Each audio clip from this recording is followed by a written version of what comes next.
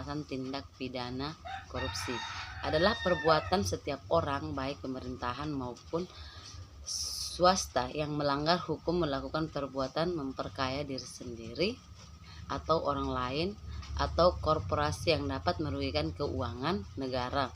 Penyebab terjadinya korupsi bermacam-macam dan banyak para ahli yang mengklasifikasikan penyebab terjadinya korupsi.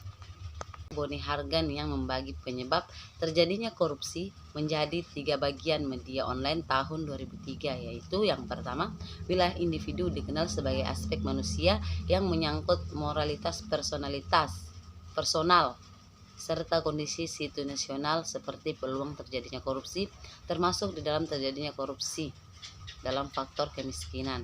Dan yang kedua yaitu wilayah sistem dikenal sebagai aspek institusi atau administrasi. Korupsi dianggap sebagai konsekuensi dari kerja sistem yang tidak efektif. Dan yang ketiga yaitu irisan antara individu dan sistem dikenal dengan aspek sosial budaya yang meliputi hubungan antara politisi, unsur pemerintahan, dan organisasi non-pemerintah. Indonesia sangat besar dan kompleks. Menurut Sujono Karni, beberapa dampak korupsi adalah rusaknya sistem tatanan masyarakat, ekonomi biaya tinggi dan sulit melakukan efisiensi, munculnya berbagai masalah sosial di masyarakat, penderitaan sebagian besar masyarakat di sektor ekonomi, yang ada pada akhirnya menimbulkan sikap frustasi, ketidakpercayaan, apatis terhadap pemerintah yang berdampak kontraproduktif terhadap pembangunan. Selanjutnya itu upaya pemberantasan korupsi meliputi beberapa prinsip antara lain. Yang pertama, memahami hal-hal yang menjadi penyebab korupsi, upaya pencegahan, investigasi, serta edukasi yang dilakukan secara bersamaan. Tindakan diarahkan terhadap suatu kegiatan dari hulu sampai hilir, mulai dari perencanaan, pelaksanaan, pengawasan, dan aspek kuratifnya dan meliputi berbagai elemen.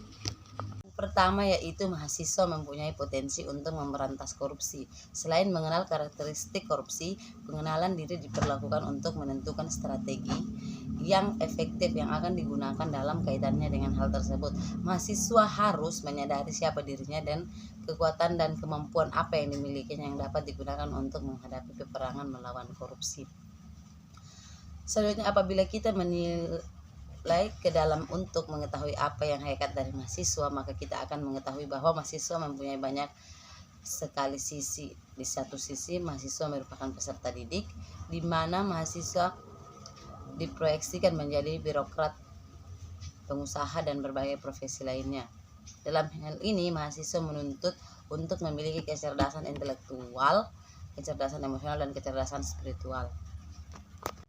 Dengan berbekal hal-hal tersebut, mahasiswa akan dapat menjadi agen pembaharu yang handal yang menggantikan peran-peran penghulunya di masa yang akan datang. Akan dapat melakukan perbaikan terhadap kondisi yang ada ke arah yang lebih baik. Di samping itu, mahasiswa juga mempunyai jaringan yang luas baik antar mahasiswa maupun dengan lembaga-lembaga swadaya masyarakat, sehingga apabila dikoordinasikan dengan baik akan menjadi kekuatan yang sangat besar.